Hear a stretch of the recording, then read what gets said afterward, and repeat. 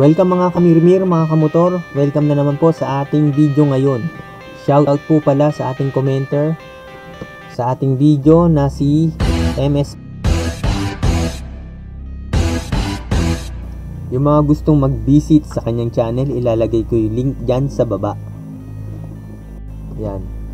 Kung reliable car at matipid lang talaga ang hanap mo, hindi mo kailangan ng sobrang mahal na sasakyan. At hindi ka naman din kakarera sa kalye. Bukod sa delikado at bawal ito sa ating traffic rule. Yan, naitampo ko yung sa channel ko yung Mitsubishi Delica minivan.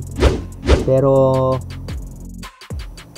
parang malabong dumating to sa Pilipinas kasi sa Japan lang ito maglo-launch ngayong May. So, yung sasakyan na tipong hindi ka naman bibitinin sa forma. Kaya lang medyo wag na po tayong umasa masyado sa bilis.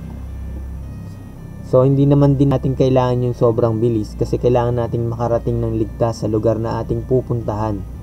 Ang tinutukoy ko yung Suzuki Every-Wagon. Ito ay madalas kong ma-research sa YouTube. Pero madalas nakikita ko yung location ng mga seller nito, ng mga dealer nito na nasa Davao. Ito yung basic specification according sa na-research ko. Kung may kulang o pagkakamali, pa-comment down below na lang. Ito ay para sa mga car buyer, magkaroon sila ng idea sa mga ito ay para sa mga typical buyers para magkaroon sila ng idea sa paghahanap nila ng family car na matipid sa gas at may magandang compartment o medyo malaking compartment at kinu-consider din yung parking space kasi dito sa Pinas talagang sobrang sikip na lalo na pag rush hour, tsaka yung mga parking space natin talagang sobrang punong-puno. So kung medyo maliit yung sasakyan mo, mas madali kang makakapag-park. Yan.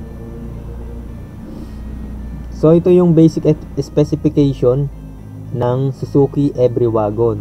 So yung engine niya 3-cylinder water-cooled DOHC 12-valve intercooler turbo. So turbo yung may turbo yung engine. So kahit siguro 600cc lang ito, 3-cylinder, baka kayang-kaya pa rin sa akyatan. So yung maximum torque 102.9 Newton meter. Maximum power output 64 horsepower. Maximum torque RPM 3,500 RPM. Fuel consumption 13 to 16 km per liter. Depende pa rin kung matraffic yung lugar at depende pa rin sa traffic kung matraffic sa lugar nyo at depende sa driving habit. So yung transmission niya madalas ko makita 4-wheel drive, pero itong na-research ko yung 23 model all-wheel drive. So may difference din ang 4-wheel drive tsaka all-wheel drive. Meron din siyang modelo na rear-wheel drive. So yung engine displacement niya 657 to 659cc. Ang regular gasoline ang ginagamit o yung unleaded. Automatic transmission, 5 doors, fuel capacity 40 liter. Adjustable yung seat para mas marami kang malagay na gamit. Yan. May malaking compartment para sa small family na mahilig gumala at may mabagahing daladala. Kung hindi ako nagkakamali, walang brand new model nito na lumabas sa Pilipinas. So, paki-correct na lang po ako kung meron talagang brand new na makukuha mo sa kasa. So, yung na-research ko talaga, wala akong nakita talaga. Nag-Google search ako o baka wala lang talaga akong baka kulang din yung nasa internet, baka nga meron na brand new nito. So karaniwan po surplus, kino-convert nila from right hand to left hand, tapos pinapaporma, nilalagyan ng mga konting abubot dyan, nilalagyan ng mga ino-all power, tapos yung gulong medyo ginagawang all terrain. Depende pa rin dun sa kursunada ng buyer nila. Yan.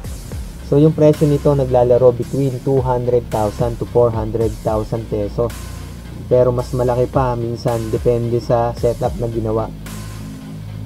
So Yung nakikita yung picture, yan yung example ng Suzuki Every Wagon. So, yung picture na yan, mayroon dyan na may latest tsaka mas luma, pero para magkaroon lang kayo ng idea, nilagay ko yung picture na yan na nag-i-slide. So, mga kamirmir, so, para magkaroon kayo ng idea kung ano itsura ng sasakyan na ito, lalo na din sa mga naghahanap at hindi naman talaga masyadong nagsisearch sa YouTube o sa Google. Ayan, para makita nyo lang, nilagay ko yung picture ng Suzuki Every Wagon na nag-i-slide yan sa background. So maraming salamat po. Hanggang sa muli, huwag po natin kakalimutan din na mag-subscribe dito sa Mirage Lifestyle. So maraming salamat po, hanggang sa susunod na video.